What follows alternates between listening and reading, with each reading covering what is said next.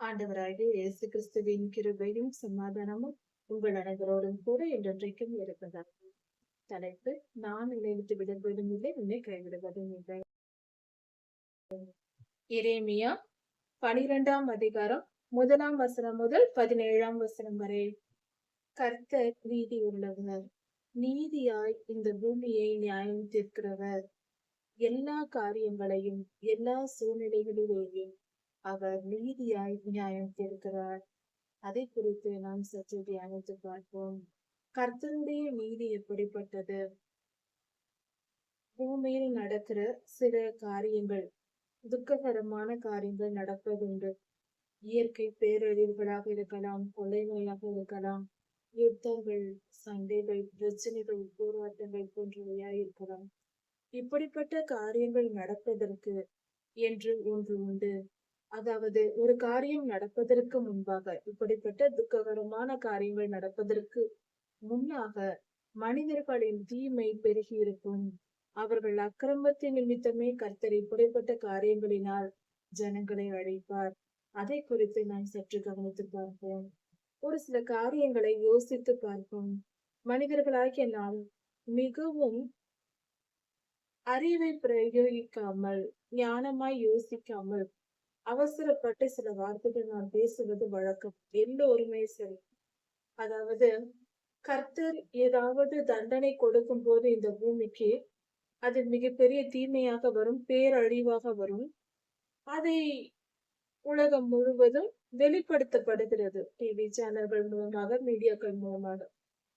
அந்த துன்பகரமான, நடக்கக்கூடாத காரியங்கள் நடந்து அநேகம் ஜனங்கள் இறந்து விட்டார்கள் என்ற செய்தி போன்றவை கேட்கும் போது மிகவும் வேதனையாக இருக்கிறது. இப்படி நடந்திருக்க கூடாது என்பதே எல்லாருடைய கருத்து. அதுதான் நீதி. அது சரியானதுதான். நம்முடைய மனநிலை சரியான மனநிலைதான். ஆனால் ஒரு காரியத்தை நாம் கவனிக்க தவறி விடுகிறோம். இவ்வளவு பெரிய தீங்கு நடந்திருக்கிறது என்றால், இவ்வளவு பெரிய தண்டனை வந்திருக்கிறது என்றால், அவர்களின் அக்கிரமங்கள் எந்த அளவுக்கு இருந்திருக்கும்? அந்த நாட்டினுடைய அக்கிரமம், அந்த ஜனங்களுடைய அக்கிரமம் எவ்வளவு பெரிதாய் இருக்கும், பெரிதாய் இருந்திருக்கும் என்று நாம் யோசிக்க தவறி விடுகிறோம். அதை யோசித்து பார்க்க வேண்டும். அங்கு என்ன நடந்தது? எதனால் கர்த்தர் இப்படிப்பட்ட தண்டனையை அவர்களுக்கு கொடுத்தார், நியாய தீர்ப்பை கட்டளையிட்டார் என்று ஆராய்ந்து அறிய வேண்டும். ஆராயாமல் கர்த்தரை குறித்து தவறாக பேசக்கூடாது. எரேமியா தீர்க்கதரிசி கர்த்தரிடம் பேசுகிறார். கர்த்தாவே, நான் உம்மோடு வழக்காட விரும்புகிறேன். வழக்காட போனால் தேவரீர் நீர் நீதி உள்ளவராமே. நீர் நீதி உள்ளவர், உம்முடைய செயல்கள் எல்லாம் நீதியாய் இருக்கிறது. முதலில் கர்த்தர் மேல் நம்பிக்கை வைக்க வேண்டும். அவர் நீதி உள்ளவர், அவர் நியாயம் செய்கிறவர். அநீதியும் அக்கிரமமும் அநியாயமும் அவரிடத்தில் இல்லை. அதை புரிந்து கொள்வோம். இயல்பாக இந்த உலகத்தில் எந்த காரியம் நடந்தாலும், மனிதர்களின் செயல இல்லாமல் எது நடந்தாலும் கர்த்தருடைய சித்தத்தின்படிதான் நடக்கிறது. அவர் கட்டளையிடதான் நடக்கிறது. ஏன் இப்படி நடக்கிறது? கர்த்தரை நாம் கோபமூட்டுகிறோம். ஒரு நாள் அல்ல, 2 நாள் அல்ல, ஆதியிலிருந்து அப்படிதான் செய்து கொண்டு வருகிறோம். கர்த்தாவே, நீர் நீதி உள்ளவர். உம்மோடே நான் வழக்காட போனால், நான் வழக்காட விரும்புகிறேன். ஆனால் நீர் நீதி உள்ளவர். நீர் எல்லாவற்றையும் நீதியாய்தான் செய்கிறீர். ஆனாலும் உம்மிடத்தில் நான் ஒன்று கேட்க விரும்புகிறேன். உம்முடைய நியாயங்களை நான் கேட்க விரும்புகிறேன். ஒரு வார்த்தை பேச வேண்டும் என்று எரேமியா தீர்க்கதரிசி சொல்லுகிறார். உம்முடைய நியாயங்களை குறித்து நான் பேச வேண்டும் என்று எரேமியா தீர்க்கதரிசி கர்த்தரிடத்தில் கேட்கிறார். அதோடு கூட இன்னும் சில காரியங்களையும் கேட்கிறார். எரேமியா தீர்க்கதரிசி சொல்லுகிறார், உம்மோடே வழக்காட விரும்புகிறேன். ஆனால் நீர் செய்கிற காரியங்கள் எல்லாம் நீதி உள்ளவைகள் தான். வழக்காடுவதற்கு ஒன்றும் இல்லைதான். ஆனாலும் உம்முடைய நியாயங்களை குறித்து உம்மிடத்தில் பேச விரும்புகிறேன் என்று கேட்கிறார். ஆகாதவர்களின் வழி வாய்க்கிறது என்ன? துரோகம் செய்கிற அனைவரும் சுகித்திருக்கிறது என்ன என்று கேட்கிறார். அதாவது பாவம் செய்து, அக்கிரமம், அநியாயம் செய்து, தவறான வாழ்க்கை வாழ்கிறவர்கள் நன்றாய் இருக்கிறார்கள். அவர்கள் செய்கிற காரியங்களில் அவர்கள் வெற்றி அடைகிறார்கள். அவர்கள் எந்த காரியத்தை செய்யும் போதும் அதில் அவர்களுக்கு வெற்றி கிடைக்கிறது. பிறருக்கு துரோகம் செய்கிறவர்கள் சுகமாய் வாழ்கிறார்கள். இது என்ன சுவாமி? அக்கிரமம் செய்கிறவர்கள் சுகமாய், சந்தோஷமாய், நிறைவாய், வெற்றியுள்ள வாழ்க்கை வாழ்ந்தால், நன்மை செய்கிறவர்கள் மனம் எவ்வளவு வேதனைப்படும். நீதியின் பாதையில் வாழ்கிறவர்களே ஆசீர்வதிக்கப்பட வேண்டும். அநியாயமும் அக்கிரமமும் அழிய வேண்டியது. அப்படிப்பட்ட செயல்களை செய்கிறவர்கள் நன்றாய் வாழ்ந்தால் அவர்கள் இன்னும் அதிகமாய் அக்கிரமம் செய்வார்கள் அல்லவா? அதை குறித்து எரேமியா தீர்க்கதரிசி கர்த்தரிடத்தில் பேசுகிறார். நீர் அவர்களை நாட்டினீர், அவர்கள் வேர் பற்றி தேறி போனார்கள். ஒரு செடியை நட்டு வைப்பது போல கர்த்தாவே, நீர்தான் அவர்களை நட்டு வைத்தீர். அவர்கள் நன்றாக பிழைத்து, ஒரு செடி பிழைத்துக் கொள்வது போல பிழைத்துக் கொண்டார்கள். அவர்கள் வேர் பிடித்து நன்றாய் வளர தொடங்கி விட்டார்கள். அப்படி செய்கிறார்கள். அவர்கள் அக்கிரமக்காரர்கள், அநியாயக்காரர்கள். அவர்களை நீர் ஆசீர்வதித்திருக்கிறீரே என்று கேட்கிறார். அது மட்டும் அல்லாமல் அவர்கள் கனியும் கொடுக்கிறார்கள். அவர்கள் வாழ்க்கைக்கு பலன் இருக்கிறது. பிள்ளைகளை பெற்றுக் கொள்கிறார்கள், சந்தோஷமாய் வாழ்கிறார்கள். அவர்கள் செய்கிற செயல்களில் வெற்றி கிடைக்கிறது. அவர்கள் செய்யும் தொழில்கள் படுகி பெருகுகிறது. நற்பெயர் பெறுகிறார்கள். இதெல்லாம் நடக்கிறதே சுவாமி. அவர்கள் வாயானது உமக்கு பக்கத்திலேயே இருக்கிறது. அவர்கள் பேசுவதை நீர் பக்கத்திலிருந்து கேட்கிறீர். ஆனால் அவர்கள் உள்ளமோ உம்மை விட்டு தூரமாய் இருக்கிறது. உம்மிடத்தில் வந்து அவர்கள் பேசுகிறார்கள், ஆனால் அவர்கள் மனமோ உம்மிடத்தில் இல்லை. அப்படி என்றால் உண்மையாய் கர்த்தரை தொழுது கொள்ளாமல், கர்த்தருக்கு சேவை செய்யாமல், கர்த்தர் மேல் பிரியம் வைத்து அவருக்கு கீழ்ப்படிந்து நடக்காமல், தன் இஷ்டப்படி வாழ்கிற ஜனங்களை குறித்து இங்கு சொல்லப்பட்டிருக்கிறது. அவர்கள் கர்த்தருக்கு துரோகம் செய்கிறார்கள், கர்த்தருக்கு அநியாயம் செய்கிறார்கள். அவர்கள் உள்ளத்தில் உண்மை இல்லை, உண்மையாய் கர்த்தரை நேசிக்கவில்லை. அப்படிப்பட்டவர்களை குறித்து கர்த்தர் சொல்லுகிறார். இதை இந்த காலத்திற்கு ஏற்றபடி, அந்த காலத்திலும் நடந்த காரியம்தான், இன்றும் நடக்கிற காரியம்தான். அதாவது பரம்பரை கிறிஸ்தவர்கள், பாரம்பரிய கிறிஸ்தவர்கள், அதாவது ஒரு பழக்கத்தின்படி கிறிஸ்தவர்களாய் வாழ்வது. உண்மையாய் கர்த்தரை நேசித்து அவருக்கு கீழ்ப்படிந்து வாழாமல், என் தகப்பன், என் குடும்பத்தார் கிறிஸ்தவர்கள், அதனால் நானும் கிறிஸ்தவர் என்று கர்த்தரை உணர்ந்து கொள்ளாமல் வாழ்கிற ஜனங்கள் இருக்கிறார்கள் அல்லவா? அப்படிப்பட்டவர்களை பற்றி சொல்லப்பட்டிருக்கிறது. அவர்கள் கர்த்தருடைய ஜனங்கள் என்று உலகம் சொன்னாலும் அவர்கள் கர்த்தரை அறியாதவர்களே, கர்த்தரை அறிந்து கொள்ளாதவர்களே. சுவாமி, என் மனம் உமக்கு தெரியும். என் இருதயத்தின் நினைவுகளை எல்லாம் நீர் தெரிந்து வைத்திருக்கிறீர். என் இருதயம் உமக்கு முன்பாக எப்படி இருக்கிறது என்று சோதித்து அறிகிறீர். உமக்கு தெரியும் சுவாமி, என்னை பற்றி உமக்கு தெரியும். கர்த்தாவே, என்னை பற்றி நீர் அறிந்திருக்கிறீர். என்னை சோதித்து பார்க்கிறீர். துன்மார்க்கரை, அதாவது எரேமியா தீர்க்கதரிசிக்கு விரோதமாய் செயல்பட்டவர்களை குறித்து ஐயா ஜெபிக்கிறார். கர்த்தாவே, துன்மார்க்கர் என்னை கொடுமைப்படுத்துகிறார்கள். எரேமியா தீர்க்கதரிசியின் சரித்திரத்தை நாம் சற்று கவனிக்கும் பொழுது, ஐயா மிகவும் அதிகமாய் துன்பப்பட்டிருக்கிறார் ஜனங்கள் மத்தியில். இஸ்ரவேலரின் மத்தியில் அநேக துன்பங்களையும் உபத்திரவங்களையும் பாடுகளையும் அவர் சுமந்த தீர்க்கதரிசியாய் இருக்கிறார். அவர் மிகவும் கஷ்டப்பட்டவர். அவரை அவ்வளவு கொடுமைப்படுத்தி இருக்கிறார்கள். அந்த அளவுக்கு கொடுமை அனுபவித்தவர் துன்மார்க்கர் மூலமாக, தீயவர்கள் மூலமாக. அவர்களை குறித்து கர்த்தரிடத்தில் எரேமியா தீர்க்கதரிசி ஜெபிக்கிறார். கர்த்தாவே, துன்மார்க்கர் அடிக்கப்படும் ஆட்டை போல அவர்களை அழித்து போடும் சுவாமி. கொலை நாளுக்கு நியமித்து போடும். ஒரு ஆடு வளர்க்கப்படும் பொழுது அது வெட்டி சமைக்கப்படும் நாளுக்காக அது வளர்க்கப்படுகிறது. அது சமைப்பதற்காக வளர்க்கப்படுகிறது, சமைத்து சாப்பிடுவதற்காக. அது போல அவர்களை அந்த அந்த சமைக்கும் நாள், அதை கொன்று, அந்த ஆட்டை கொன்று சமைக்கும் நாளுக்காக, சாப்பிடும் நாளுக்காக அது வளர்க்கப்படுவது போல இந்த துன்மார்க்க மனிதர்களை அழிவு நாளுக்கென்று நியமித்து விடும் சுவாமி என்று எரேமியா தீர்க்கதரிசி ஜெபிக்கிறார். தன்னை கொடுமைப்படுத்தியதற்காக எரேமியா தீர்க்கதரிசி ஜெபிக்கவில்லை. முதலில் தெரிந்து கொள்வோம், எந்த ஒரு உண்மையான தீர்க்கதரிசியும் எந்த ஒரு உண்மையான ஊழியரும் தமக்கு தீங்கு விளைவித்தவர்களுக்காக அவர்கள் பழிக்கு பழி வாங்கும்படி அதிகமாக அது போல ஜெபிக்க மாட்டார்கள். பொதுவாக ஏதாவது சில முக்கியமான காரியங்களுக்கு மட்டுமே அப்படி ஜெபிப்பார்கள்.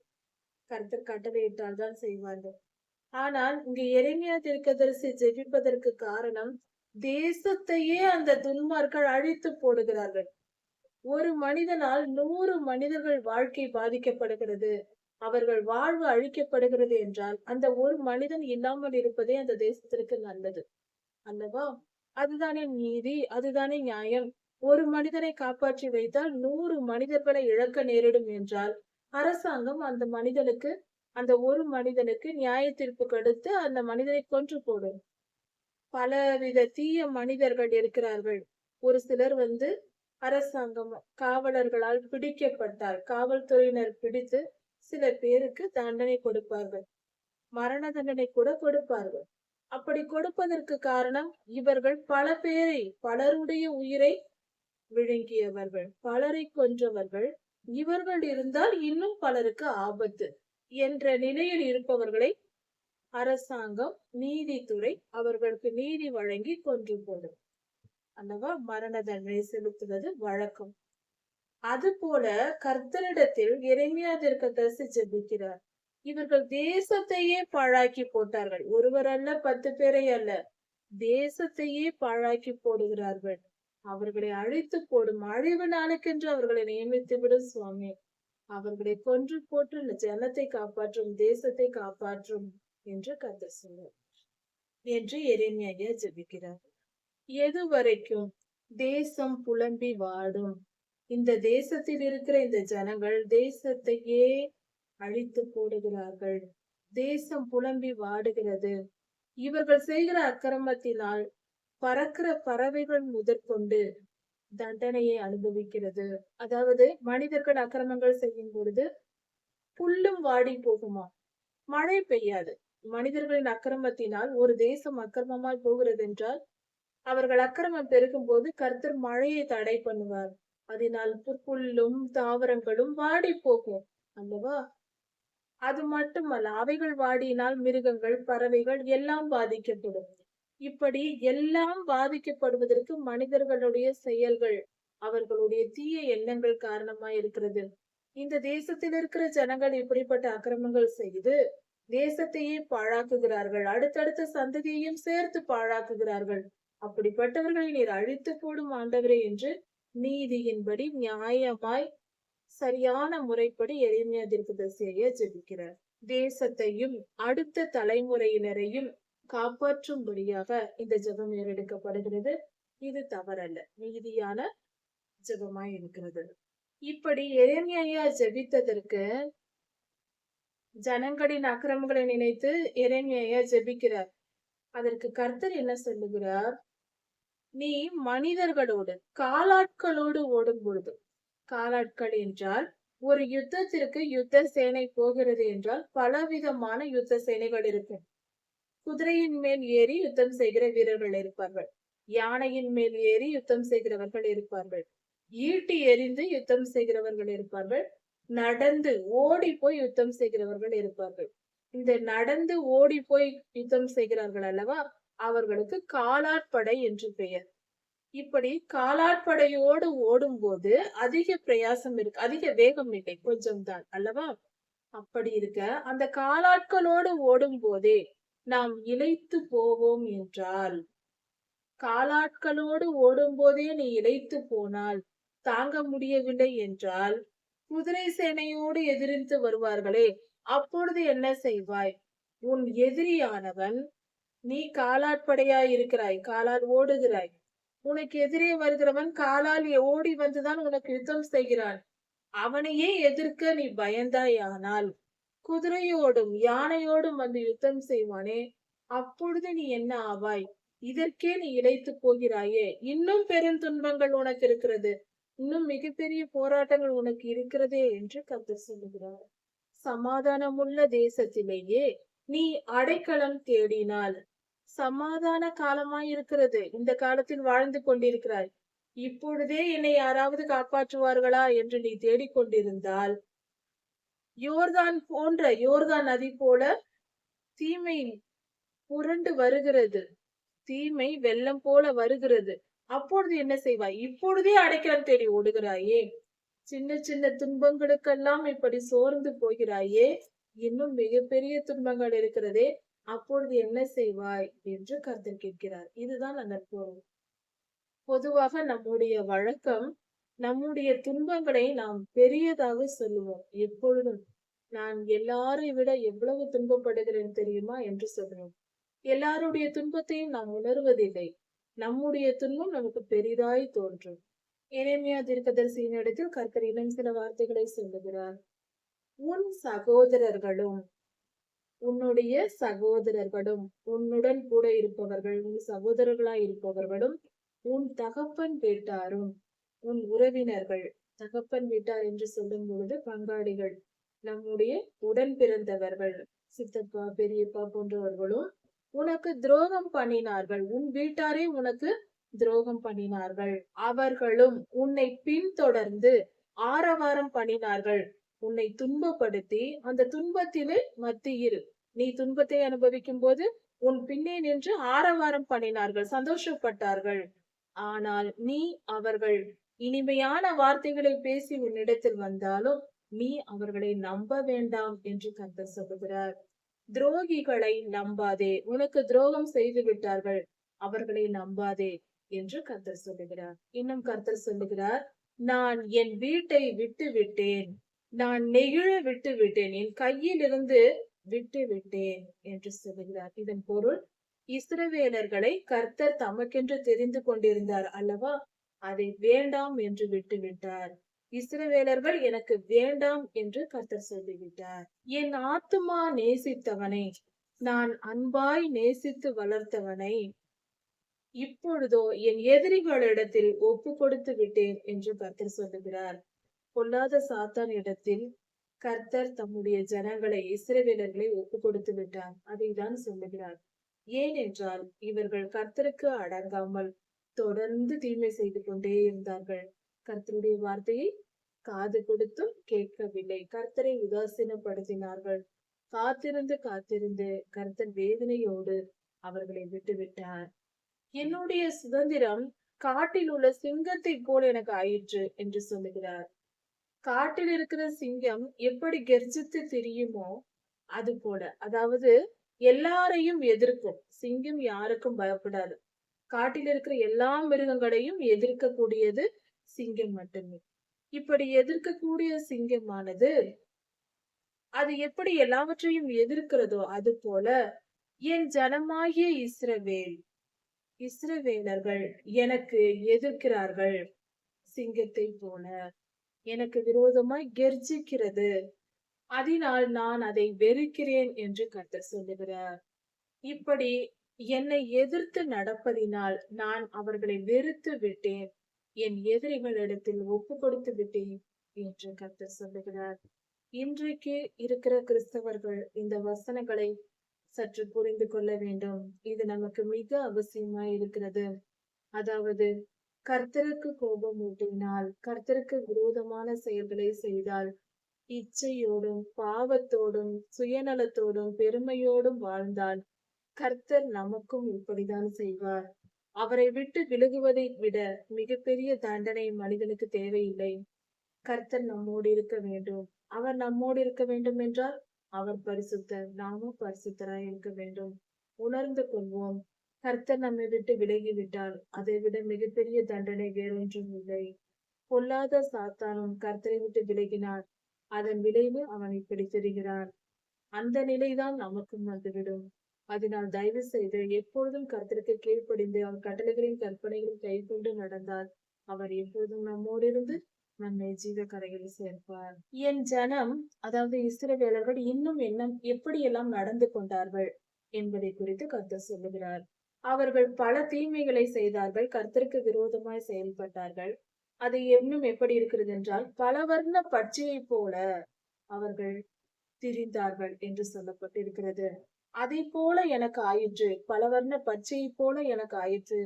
பறவைகளைப் போல அவர்கள் நடந்து கொண்டார்கள். அலைந்து திரிவது, கர்த்தரை விட்டு ஒரு ஒழுங்கு இல்லாமல் அலைந்து திரிந்து கொண்டிருந்தார்கள். அதனால் கர்த்தர் சொல்லுகிறார், அவர்களை பட்சிகள் பட்சிக்கும்படிக்கு, பறவைகள் மூலமாக தண்டனை வரும்படிக்கு அவர்களுக்கு அனுப்புவேன் என்று கர்த்தர் சொல்லுகிறார். ஆதலால் பட்சிகள் அதை சுற்றிலும் வருவதாக. இன்றும் கூட இஸ்ரேல் தேசத்தில் அநேக காகங்கள், இப்பொழுது சமீபத்தில் ஒரு சில நாட்களுக்கு முன்பாக அநேக காகங்கள் டெல் அவிவில் பறந்து திரிந்தன. அதன் பின்பு ஒரு சில நாட்களுக்கு பின்பாக தேனீக்கள், சமீபத்தில் தேனீக்கள் டெல் அவிவில் அதிகமாய் இஸ்ரேல் தேசத்தில் பறந்து அதை ஒன்றுமே செய்ய முடியாத அளவுக்கு ராணுவ அதிகாரிகள் இருக்கும் இடம், ராணுவ வீரர்கள் இருக்கும் இடத்தில் அநேகம் தேனீக்கள் வந்து மேய்த்ததாக செய்திகள் வருகிறது. இதனால் அந்த தேசம் செய்த பாவத்தின் நிமித்தமே இப்படிப்பட்ட யுத்தங்களும் விரும்பத்தகாத பல காரியங்களும் நடப்பதற்கு காரணமாய் இருக்கிறது என்பது மிக தெளிவாய் புரிகிறது. 2500 வருடங்களுக்கு முன்பாக அவர்கள் என்ன பாவம் செய்தார்களோ அதை விடாமல் இன்றும் கூட செய்து கொண்டிருப்பதினால் அன்று வந்த நியாயத்திற்பை போலவே இன்றும் வந்து கொண்டிருக்கிறது. கர்த்தர் நல்லவர், அவர் நீதி உள்ளவர், அவர் சரிக்கு சரியாய் நீதியை சரி கட்டுவார். அவர் நீதி என்றும் மாறாது. அதை புரிந்து கொள்வோம். அநேக மேய்ப்பர்கள் வந்து என் திராட்சை தோட்டத்தை மிதித்து அழித்து போட்டார்கள் என்று கர்த்தர் சொல்லுகிறார். திராட்சை தோட்டம் என்று சொன்னால் இஸ்ரவேல் தேசம், தம்முடைய ஜனங்களை தான் கர்த்தர் சொல்லுகிறார் திராட்சை தோட்டம் என்று.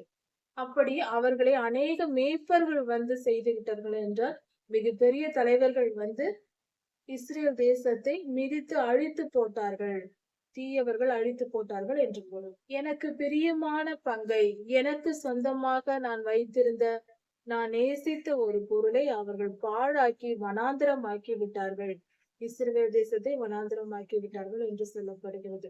அதாவது பாபிலோன் ராஜா வந்து இஸ்ரேல் தேசத்தை கொள்ளையிட்டு தீயிட்டு கொளுத்தி ஜனங்களை கொன்று பலரை சிறைப்பிடித்து கொண்டும் அவன் பாபிலோனுக்கு கொண்டு போக போகிறான். இந்த சம்பவத்தை தான் இங்கு தீர்க்க தரிசனமாக சொல்லப்பட்டிருக்கிறது. கர்த்தர் முன்கூட்டியே இப்படிப்பட்ட தீமை வரப்போகிறது என்று இஸ்ரவேலரை எச்சரிக்கிறார். தேசம் எல்லாம் பாழாயிற்று, எல்லாம் பாழாய் போயிற்று. ஆனால் அதை ஒருவரும் மனதில் வைப்பதில்லை.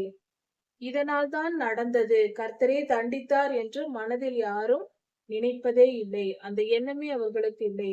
வரும் துன்பத்தை அனுபவித்துக் கொள்கிறார்கள். ஆனால் கர்த்தரால் நாம் செய்த தவறுக்கு இந்த தண்டனை கொடுக்கப்பட்டிருக்கிறது என்று உணர்ந்து கொள்வதில்லை என்று கர்த்தர் சொல்லுகிறார்.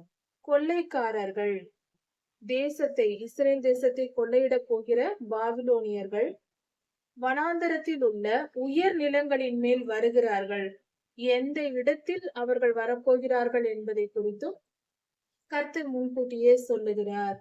அவர்கள் எல்லா உயர் நிலங்களின் மேலும் வருகிறார்களாம். உயர்ந்த ஸ்தானத்தின் மலைகளின் மேல் அவர்கள் வருகிறார்கள். இப்படி அவர்கள் வருவதினால் கர்த்தருடைய பட்டயம் தேசத்தின் ஒரு முனை தொடங்கி மறுமுனை வட்டும், ஒரு பக்கத்திலிருந்து இன்னொரு பக்கம் வரைக்கும் அது தீமையை வர வைத்துக் கொண்டிருக்கும். அதாவது யுத்தம் நடக்கும். தேசம் எங்கும் யுத்தமாய் இருக்கும். ஒரு முனையிலிருந்து மறுமுனை வரைக்கும் அநேகம் பேர் இறக்க நேரிடும்.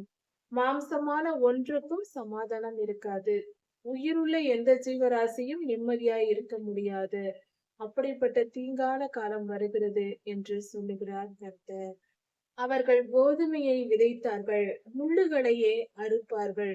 அவர்கள் அக்கிரமம் செய்ததினால் இப்படி நடக்கும். அவர்கள் பிரயாசப்படுவார்கள், அநேக முயற்சி செய்வார்கள், ஆனால் அதில் எந்த பலனும் இருக்காது.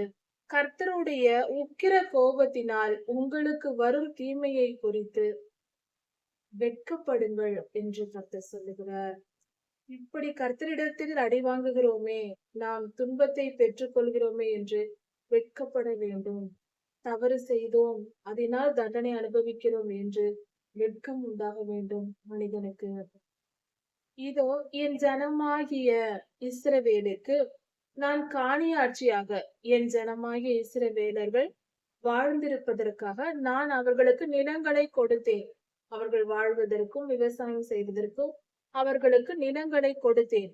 ஆனால் அவைகளை எல்லாம் இந்த எதிரிகள் வந்து பற்றிக் கொண்டார்கள். எல்லாவற்றையும் பிடித்துக் கொண்டார்கள். என் ஜனங்களிடத்திலிருந்து பிடுங்கிக் கொண்டார்கள். நான் அவர்களை பழிவாங்குவேன் என்று கர்த்தர் சொல்லுகிறார். எதிரிகளை, இஸ்ரவேலின் எதிரிகளை நான் பழிவாங்குவேன் என்று கர்த்தர் சொல்லுகிறார். இப்படி என் ஜனத்தின் காணியாட்சியை தொடுகிற, காணியாட்சி என்று சொல்லும்போது நிலம், இருக்கிற இடம், வீடு போன்ற பொருள்கள், இவைகள் எல்லாம் ஒவ்வொருவருடைய சொத்துகள். அதை பிடுங்கிக் கொள்ள வந்திருக்கிற துஷ்ட மனிதர்கள், தீயவர்களான அவர்களை அவர்கள் தேசத்தில் இராதபடிக்கு நான் நிர்மூலமாக்கி போடுவேன். அவர்களை கொன்று போடுவேன். அவர்களை நான் அழித்து போடுவேன் என்று கர்த்தர் சொல்லுகிறார். அவர்களை தங்கள் தேசத்தில் இராதபடிக்கு பிடுங்கி போடுவேன் என்று சொல்லுகிறார். தேசத்தை விட்டு விரட்டி விடுவேன். உங்கள் சொத்துக்களை அவர்கள், என் ஜனமாகிய இஸ்ரவேலின் சொத்துக்களை அவர்கள் பிடுங்கிக் கொண்டதின் நிமித்தம் அவர்கள் சொத்தான அவர்கள் தேசத்தை விட்டு அவர்களை பிடுங்கி நான் வெளி தேசங்களுக்கு விரட்டி விடுவேன் என்று கர்த்தர் சொல்லுகிறார். தங்கள் சொந்த தேசத்தை விட்டு புறப்பட்டு போய்விடுவார்கள் என்று பொருள். யூதா வம்சத்தாரையும் அவர்கள் நடுவில் இருந்து பிடுங்கி போடுவேன் என்று கர்த்தர் சொல்லுகிறார். இதன் பொருள் என்னவென்றால், இஸ்ரவேல் தேசத்தாரும் எருசலேமின் குடிகளும் யூதா ஜனங்களும் கர்த்தருக்கு விரோதமாக கர்த்தருடைய உண்மையான தீர்க்கதரிசிகளையும் கர்த்தருடைய பரிசுத்தமாய் கர்த்தருக்கு கீழ்ப்படிந்து வாழ்கிற ஜனங்களையும் இவர்கள் அநேகம் கொடுமைப்படுத்தினார்கள். நல்ல ஒழுக்கமான மனிதர்கள், கர்த்தருடைய பிள்ளைகள், அவர்களுடைய நிலங்களை பிடுங்கிக் கொண்டு இவர்கள் சுகமாய் வாழ்ந்தார்கள். அக்கிரமம் அநியாயம் செய்தார்கள் எல்லா விதத்திலும். அதனால் இஸ்ரவேலர்கள் அப்படி தவறு செய்து தவறாய் வாழ்ந்தார்கள் அல்லவா, அவர்களை நியாயம் தீர்க்கும்படி, அவர்கள் என்ன தவறு செய்தார்களோ அதையெல்லாம் அவர்களுக்கே பழிக்கும்படி, அவர்களும் அந்த துன்பத்தை அனுபவிக்கும்படி கர்த்தர் அவர்களுக்கு நியாய தீர்ப்பை கொடுக்கிறார். அவர்களை இஸ்ரேல் தேசத்திலிருந்து, அவர்கள் சொந்த தேசத்திலிருந்து கர்த்தர் விரட்டி விடுகிறார். இஸ்ரவேலருக்கும் எருசலேமுக்கும் யூதா ஜனங்களுக்கும் கர்த்தர் சொல்லுகிற காரியமாவது, இப்படி நான் அவர்களை விரட்டி விட்ட பின்பு அவர்கள் மனம் திரும்பும் போது, அவர்கள் செய்த தவறை அவர்கள் உணர்ந்து திருந்தி என்னை நோக்கி பார்க்கும்போது, என்னிடத்தில் ஜெபித்து என் அண்டை வந்து எனக்கு பிள்ளைகளாக அவர்கள் திரும்பவும் மீண்டும் வரும்போது நான் அவர்களை மீட்டுக் கொள்வேன் என்று கர்த்தர் சொல்லுகிறார். அவர் மன்னிக்கிற தேவன் அல்லவா. அதனால் அப்படிப்பட்ட பாவம் செய்த இஸ்ரவேலர்களை, கர்த்தருடைய ஜனங்களை அவர் மன்னித்து, அவர்கள் மனம் திரும்பி வரும் பொழுது அவர்களை மன்னித்து ஏற்றுக்கொள்கிறேன். அவர்களை மீண்டும் இஸ்ரேல் தேசத்திற்கு அழைத்து கொண்டு வருவேன் என்று சொல்கிறார். இப்பொழுது இங்கிருந்து விரட்டுவேன். ஆனால் அவர்கள் அங்கு போய் துன்பப்பட்ட பின்பு அவர்கள் மனம் திரும்பும் போது அவர்களை மீண்டும் இஸ்ரேல் தேசத்திற்கு, சொந்த தேசத்திற்கு அழைத்து கொண்டு வருவேன் என்று கர்த்தர் சொல்கிறார். அப்படி அவர்கள் மேல் இரக்கப்பட்டு அவர்கள் மனம் திரும்பிய பின்பு அவர்கள் மேல் நான் இரக்கம் காட்டி, அவர்கள் துன்பத்தை அனுபவித்து எதிரி நாட்டில் இருக்கும் பொழுது, பாபிலோனில் இருக்கும் போது அவர்கள் மனம் திரும்பி என்னை நோக்கி கூப்பிடுவார்கள். நான் அவர்களுக்கு இறங்கி அவர்களை மீட்டு கொண்டு மீண்டுமாய் இஸ்ரவேல் தேசத்திற்கு கொண்டு வந்து சேர்ப்பேன் என்று கர்த்தர் சொல்லுகிறார். அவர்கள் தங்கள் பூமிக்கும் தங்கள் சுதந்திரத்திற்கும் திரும்புவார்கள். அவர்களுடைய தங்கும் எந்தெந்த ஊரில் அவர்கள் தங்கியிருந்தார்களோ அந்தந்த தேசத்திற்கு வருவார்கள் என்று கர்த்தர் தீர்க்க தரிசனம் உரைத்தார். இப்படி எரேமியா தீர்க்கதரிசியின் மூலமாக கர்த்தர் சொன்னார். அப்பொழுது அவர்கள் பாகாலின் மேல் ஆணையிட கற்றுக் கொடுத்தது போல, ஏற்கனவே அவர்கள் என்ன செய்து கொண்டிருந்தார்கள், பாகாலை வைத்து அதன் பேரில் ஆணையிட்டுக் கொண்டிருந்தார்கள், சத்தியம் செய்து கொண்டிருந்தார்கள். ஆனால் இனி அப்படி இல்லாமல் அவர்கள் மனம் திரும்பி கர்த்தர் பேரில் ஆணை என்று ஆணையிட கற்றுக்கொள்வார்கள். அதையும் மற்றவர்களுக்கும் அடுத்த தலைமுறையினருக்கும் கற்றுக் கொடுப்பார்கள். கர்த்தரை மகிமைப்படுத்துவார்கள். கர்த்தரை என்னை உயர்த்த அவர்கள் கற்றுக்கொள்வார்கள். இப்படியாக அவர்கள் சத்தியம் செய்ய தொடங்குவார்கள். அதை பிறருக்கும் கற்றுக் கொடுப்பார்கள். அந்த காலம் வரும் என்று கர்த்தர் சொல்கிறார். என் நாமத்தின் மேல் ஆணையிடும்படி அவர்கள் நன்றாய் என் வழிகளை அடைந்து கொண்டால், அதை அவர்கள் தெரிந்து கொண்டால், அப்படி அவர்கள் செய்யும் பொழுது அவர்கள் என் ஜனத்தின் நடுவே ஊன்ற கட்டப்படுவார்கள். இஸ்ரவேல் தேசத்தில் நிரந்தரமாய் அவர்கள் இருப்பதற்கான வழி பிறக்கும். என்று கர்த்தர் சொல்லுகிறார். அதாவது அவர்கள் தீமையை வெறுத்து, பாகாலை மறந்து, பொல்லாத சாத்தான் வழிபாட்டை மறந்து, தீமைக்கும் இருளுக்கும் அந்தகாரத்திற்கும் வணங்குவதை விட்டுவிட்டு கர்த்தரை தெரிந்து கொண்டு அவரை வணங்கி அவருக்கு பிள்ளைகளாய் உண்மையாய் இருந்து அவர் பேரில் ஆணையிட கற்றுக்கொண்டால் அவர்களை நான் ஆசீர்வதித்து இஸ்ரேல் தேசத்தில் நிரந்தரமாய் நிலைத்திருக்க பண்ணுவேன் என்று கர்த்தர் சொல்லுகிறார். அப்படி அவர்கள் அதை சொல்லுவதை கேட்காவிட்டால் அவர்களை வேரோடு பிடுங்கி அந்த ஜனத்தை நான் அழித்து போடுவேன் என்று கர்த்தர் சொல்லுகிறார். எரேமியா தீர்க்கதரிசியினிடத்தில் ஒரு வார்த்தை இங்கு கவனிக்க வேண்டும். கர்த்தர் தமக்கு கீழ்ப்படிந்தால் என்ன நடக்கும், கீழ்ப்படியாவிட்டால் என்ன செய்வேன் என்று எல்லாவற்றையும் முன்கூட்டியே சொல்லிவிடுகிறார். இப்படிதான் நான் செய்ய போகிறேன் என்று.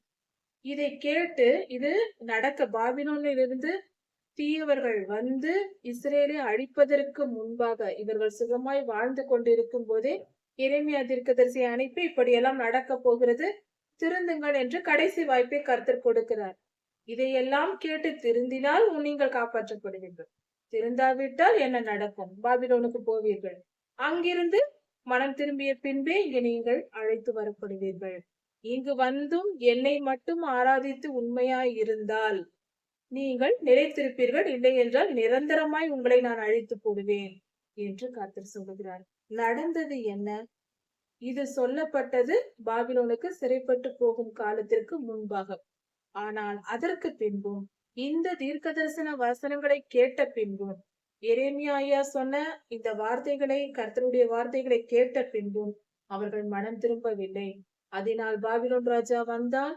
வந்து அவர்களை தேசத்தை பாழாக்கி கொள்ளையிட்டு அநேகம் ஜனங்களை அழித்து பல தீமைகளை செய்து பலரை சிறைப்பிடித்து கொண்டு பாபிலோனுக்கு கொண்டு போனார்.